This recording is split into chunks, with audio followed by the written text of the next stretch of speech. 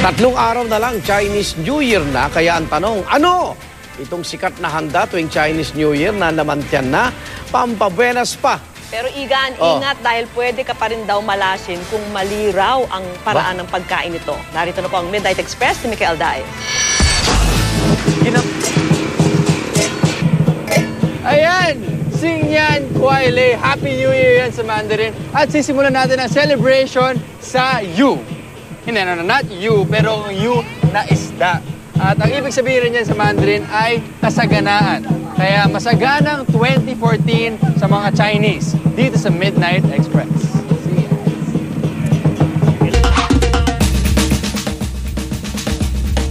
At ang bongga sa steamed lapu-lapu ang iba't ibang sausawan nito. Nakasanayan na kasi ng mga Chinese na maghanda every Chinese New Year ng buong isda kasi nagdadala nga daw ito ng wealth and prosperity. Sa harap ko ngayon, 5 isda na iba't iba ang kanyang sauce. Okay, magsimula tayo dito. Steamed fish and tausu sauce. Magandang balance nito. Ginger and onions naman. Mas magaan yung lasa ng soy sauce. And ito naman, tofu and tausi sauce. Parang na-excite yata ako dito. Bagay yung tofu and yung isda. Ito na, Mr. Poon's Secret Sauce.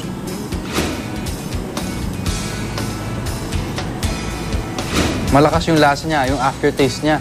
Yung pinakamalapit na lasa na maisip ko dito ay ang buro. Overall, masarap yung steamed fish dito sa Mr. Poon.